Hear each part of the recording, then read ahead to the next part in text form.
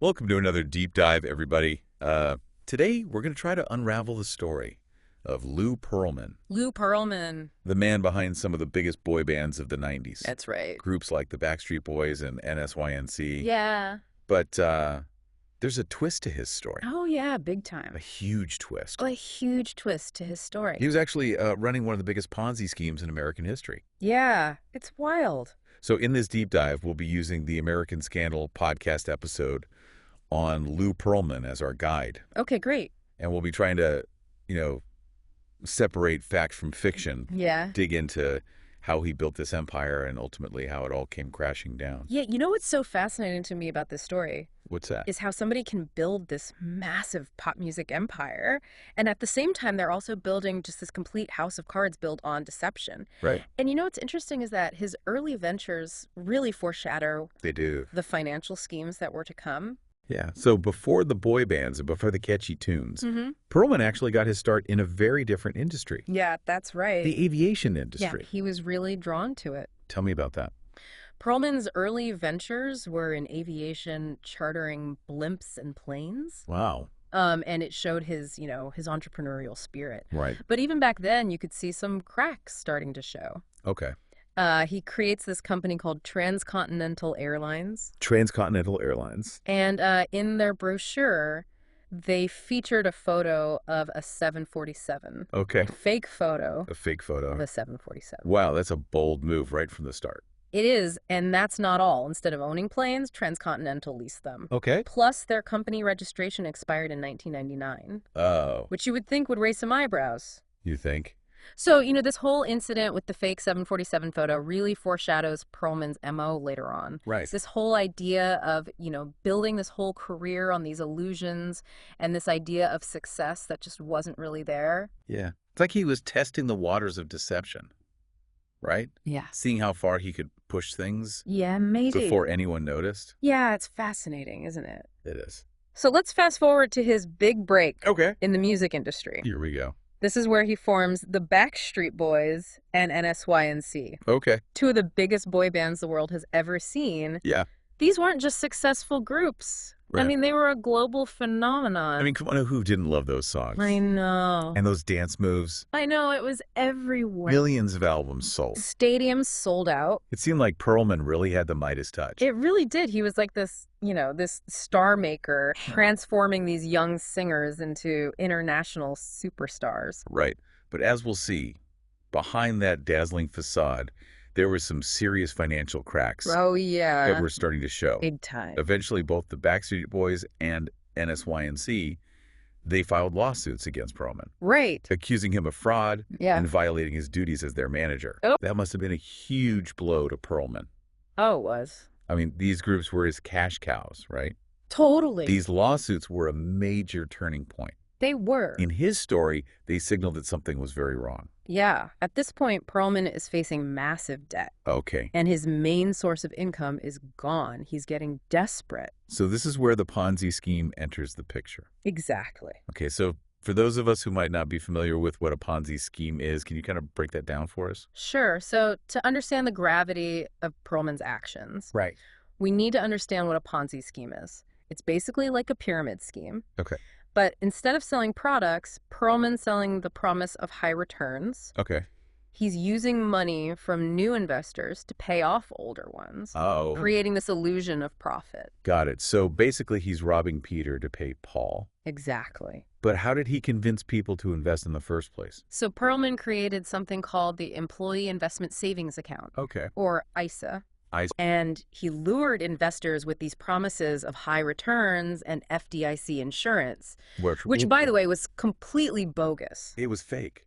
Yeah. Wow. And to top it off, he created this whole fake accounting firm, He did. Cohen and Siegel. Cohen and Siegel. I mean, the name itself Oh, seems like a nod to these like old school gangsters. It does. Almost like a subconscious admission Totally. of the criminal activity going on. Yeah, he was leaving these little clues everywhere. Yeah, it's crazy. I know. So he created this firm to generate these fake financial statements. Exactly, just creating this smokescreen of legitimacy. And he even went as far as using non-existent assets. He did. Like those phantom planes That's right. from Transcontinental Airlines as collateral for loans. Yep. all part of his elaborate scheme. It's mind-blowing how he managed to keep this up for so long. I know it is. Didn't anyone see the red flags? They did eventually, and the case of Dr. Joseph Chow is a perfect example of how Pearlman's web of deceit really ensnared these unsuspecting investors. Okay, so tell me about Dr. Chow.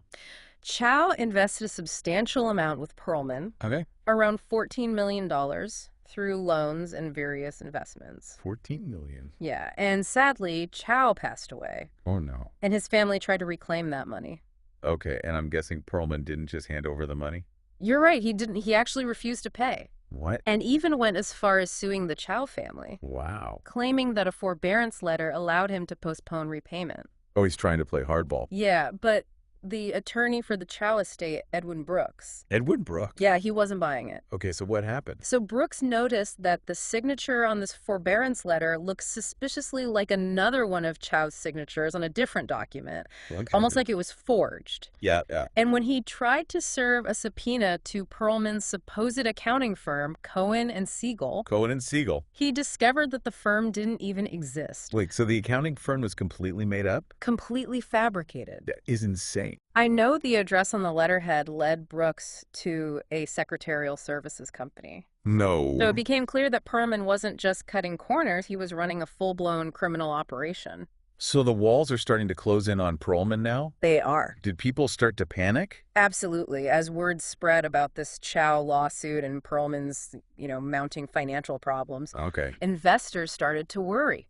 His office was flooded with calls from people demanding their money back. Oh, my gosh. Mandy Newland, one of Pearlman's assistants, was overwhelmed by just the sheer volume of these frantic calls. Yeah, I can't even imagine what that must have been like for those investors. Right? I mean, thinking that their life savings, the future, was all tied up in this scheme. It was devastating. People were losing their homes. Wow. Their retirement funds, everything they had worked for. It's just a stark reminder that financial fraud isn't just about numbers on a spreadsheet. No. It has very real and heartbreaking consequences for real people. For real people. And as Pearlman's frantically trying to juggle loans and fabricate documents and appease these increasingly agitated investors, things were about to take a dramatic turn. Oh, yeah. Okay, you're really leaving me hanging here. I know. Tell me, how did it all start to unravel for Pearlman? So an accountant named Paul Glover was hired to assess Pearlman's finances. Okay. Little did he know he was walking into a financial crime scene. Right. His task was to find assets that could be sold to repay creditors and investors, basically a last-ditch effort to salvage the situation. So he was brought in to try to clean up the mess, so to speak. Yeah. So what happened? So on January 5th, 2007, Glover arrived at Pearlman's office. Okay. And he was given access to this mountain of financial documents. Okay. As he's digging through these records, he noticed something odd. What was it? There was some outdated legal language on a document supposedly prepared by Cohen and Siegel. Okay. Now, this kind of error is very unlikely for a reputable accounting firm. Right. So he decided to call them directly, using the number on their letterhead. Yeah. And the phone on Pearlman's desk rang. Oh, no. Glover instantly realizes that this accounting firm is a complete sham. The EI statements, the missing investor funds, it all pointed to a massive Ponzi scheme. Wow, what a twist. I know. So what did Glover do?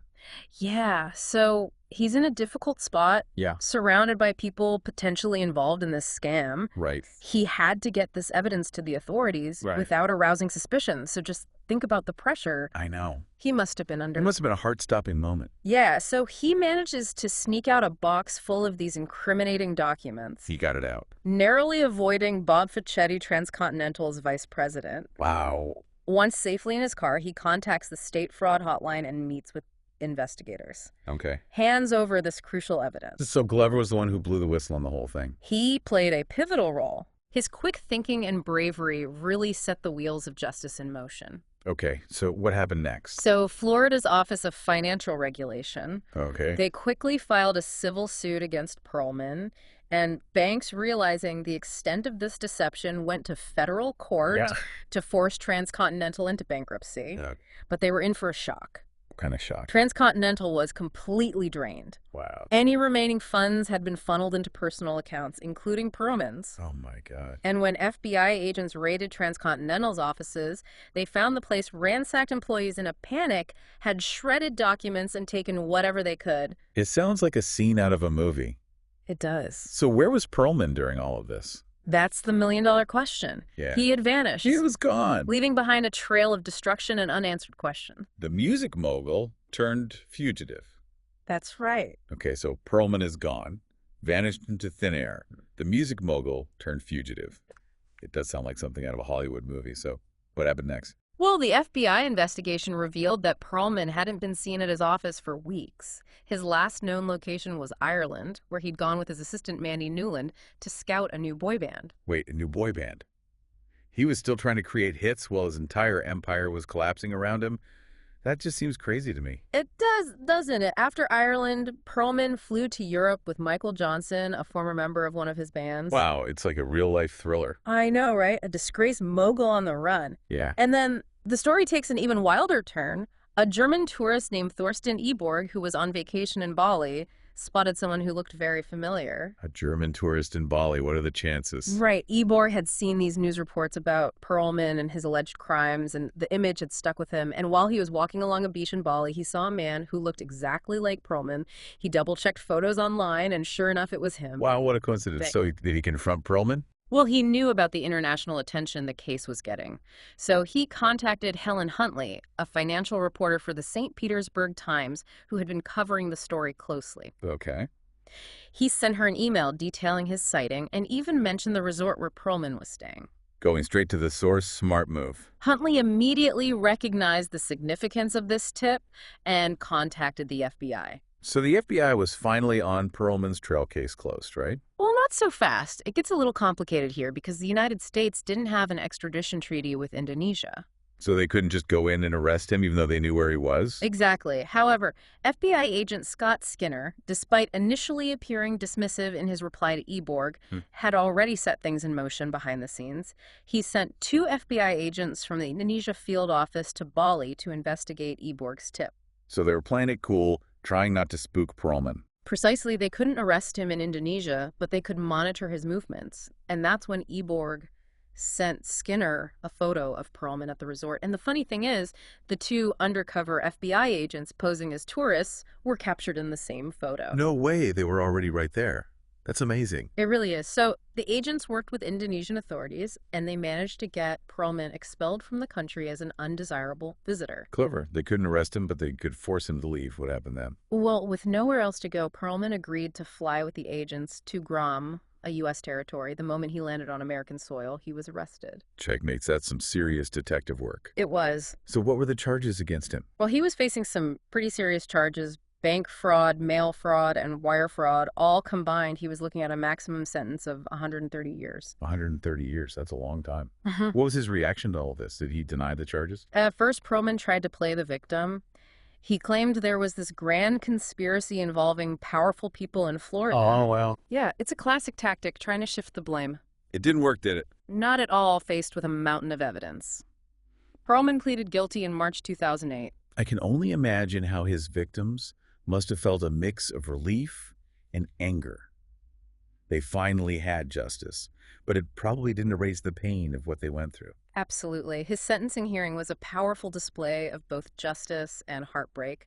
Dozens of victims, many of them elderly people who had lost their life savings, traveled to attend. I can't even begin to imagine having to face the person who had betrayed your trust and taken everything from you. Did any of the victims speak at the hearing? Jennifer Chow, the daughter of Dr. Joseph Chow, was there. She talked about how Pearlman fought so hard to avoid repaying the money her father had invested. He even sued their family, even though he was the one who had wronged them. Unbelievable. Did Pearlman try to defend himself? He offered a hollow apology and said he wanted to make things right, but his actions spoke louder than his words. The judge saw through his facade and sentenced him to the maximum 25 years. So the music mogul, who had once had the world in his hands, was brought down by his own greed and deceit. It's a classic tale of hubris. It really is. But even after the sentencing, there were still so many unanswered questions, especially about the missing money at that time. At least $300 million in investor funds was still unaccounted for. $300 million, that's a staggering amount of money. What happened to it? Well, the judge offered to reduce Pearlman's sentence by a month for every million he returned, but he never cooperated. Really? Some people believe he had hidden assets stashed away somewhere, but most believe he just blew it all on his lavish lifestyle and his failing ventures. It's a sad ending to a story that began with so much promise. What happened to Pearlman after he went to prison? Did he finally come to terms with what he had done? It's hard to say. He spent a lot of time making phone calls from prison, reaching out to former friends, business associates, and even Michael Johnson, the former band member who had unknowingly accompanied him on his flight from justice. He was still trying to work his magic, even from behind bars. It seems that way he would brag about these imaginary deals and business ventures, even claiming he was putting together a prison band that was attracting interest from record executives. It sounds like he was living in a fantasy world, unable to accept the reality of his situation. Johnson, despite feeling betrayed by Pearlman, found himself drawn into these conversations. He couldn't completely cut ties with the man who had played such a big role in his life. I imagine it was a very confusing and emotional experience for him. Absolutely. It was like watching this slow and painful unraveling. So what ultimately became of Lou Pearlman?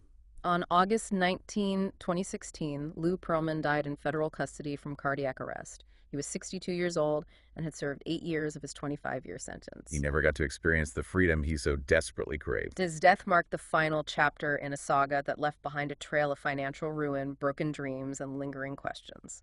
It's a reminder that appearances can be deceiving, and even those who appear to have it all can be driven by dark motives. What are some of the key takeaways from this story? It's a story filled with ambition, betrayal, and the dark side of fame. What are some of the key takeaways from this story? Well, Pearlman's story is a cautionary tale on so many levels.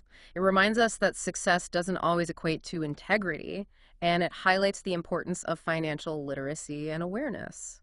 Yeah, a lot of Pearlman's victims weren't exactly experienced investors. Right. They got caught up in the allure of the music industry The glamour. and the promise of quick riches. Yeah. It's easy to understand how that happened, Yeah. especially when you have someone like Pearlman with all his charm and charisma making those promises. And that's why it's so important to be skeptical, to ask tough questions and to seek independent advice before making any investment. Yeah. Never invest more than you can afford to lose, Yeah. no matter how tempting the opportunity may seem. His scheme went on for years. It makes you wonder, were there any missed red flags? Yeah. Any regulatory oversights that could have prevented this from happening? That's a valid point.